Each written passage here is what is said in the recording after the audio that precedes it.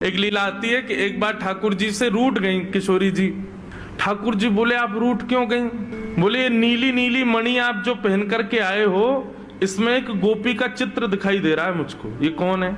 हमसे हूँ रूप गुण सुंदर, ये तो हमसे भी ज्यादा सुंदर है। इसके नेत्र तो देखो कितने प्यारे नेत्र हैं इसके। ठाकुर जी की मणि देख करके श्री जी कह रही हैं इसकी मुस्कान तो देखो, पता नहीं कहां से तुम्हारे चक्कर में पड़ गई काले कलूटे, ये देखो कितनी प्यारी है।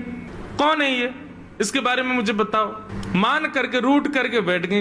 इतने में ललिता जी आई, किशोरी जी की सखी। ठाकुर जी से बोली कहा भयो आज श्री जी नाराज क्यों हैं? ठाकुर जी मुस्कुरा के बोले हम एक मणि पहन करके आए हैं। उस मणि में राधा रानी को अपना ही प्रतिबिंब दिख रहा है और अपनी प्रतिबिंब को देख के करें जे कौन है? ये हमसे भी ज्यादा सुंदर है, ये इतनी हंस क्यों रही है, इसकी आंख इतनी सुंदर क्यों है, ये तुम्हारे चक्कर में कहां से पड़ गई? इस बात से मान करके बैठी। इतनी बोली है राधा रानी। तो राधा रानी मान करती हैं, पर एक दिन किशोरी जी ठाकुर जी से बोली कि आज आप मान करो।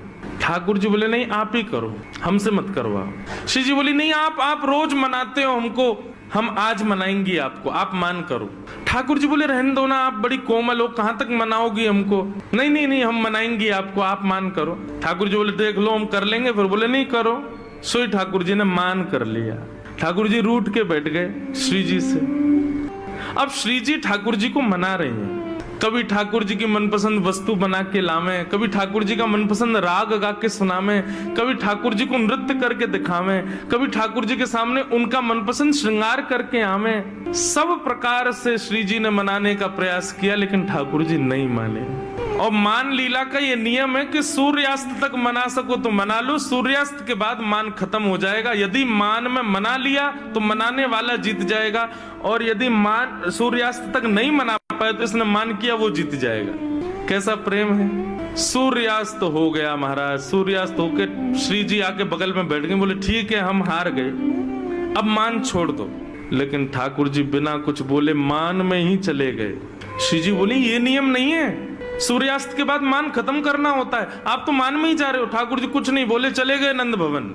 श्री जी को रात भर नींद नहीं आई। बोले कि ऐसा कैसा मान किया कि रात में बात भी नहीं करके गए। दूसरे दिन फिर ठाकुर जी गौचारण के लिए आए। श्री जी आई। ठाकुर जी अब भी मान में ही बैठे थे। श्री जी बोली देखो ये बहुत ज्यादा हो रहा है, आप कल से मान करके बैठो, रात में बात भी नहीं करके गए और अभी भी मान कर रहे हो।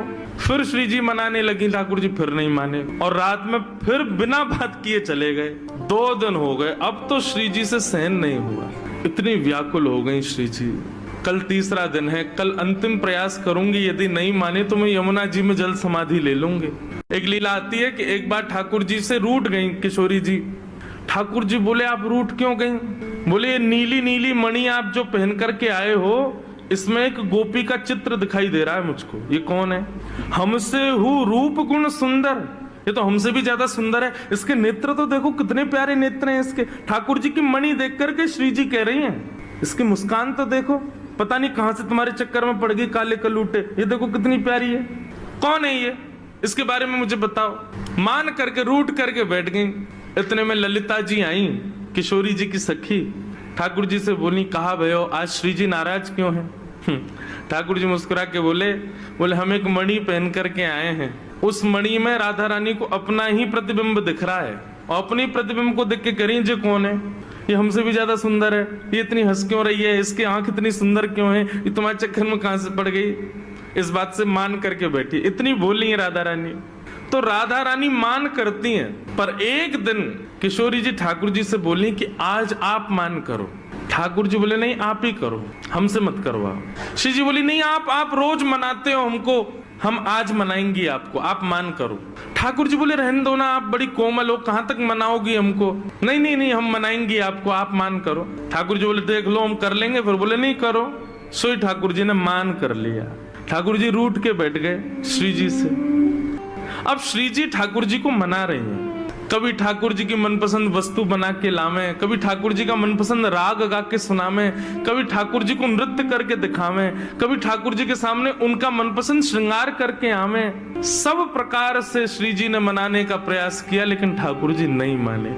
और मान लीला का ये नियम है कि सूर्यास्त तक मना सको तो मना लो, सूर्यास्त के बाद मान खत्म हो जाएगा। यदि मान में मना लिया तो मनाने वाला जीत जाएगा, और यदि मान सूर्यास्त तक नहीं मना पाए तो इसने मान किया वो जीत जाएगा।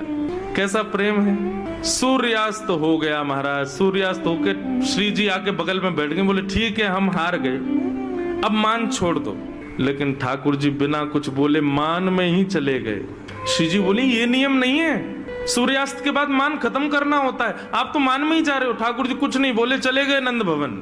श्री जी को रात भर नींद नहीं आई। बोले कि ऐसा कैसा मान किया कि रात में बात भी नहीं करके गए। दूसरे दिन फिर ठाकुर जी गौचारण के लिए आए। श्री जी आई, ठाकुर जी अभी भी मान में ही बैठे थे। श्री जी बोली देखो ये बहुत ज्यादा हो रहा है, आप कल से मान करके बैठो, रात में बात भी नहीं करके गए और अभी भी मान कर रहे हो। फिर श्री जी मनाने लगी, ठाकुर जी फिर नहीं माने और रात में फिर बिना बात किए चले गए। 2 दिन हो गए, अब तो श्री जी से सहन नहीं हुआ, इतनी व्याकुल हो गई श्री जी। कल तीसरा दिन है, कल अंतिम प्रयास करूंगी, यदि नहीं माने तो मैं यमुना जी में जल समाधि ले लूंगी।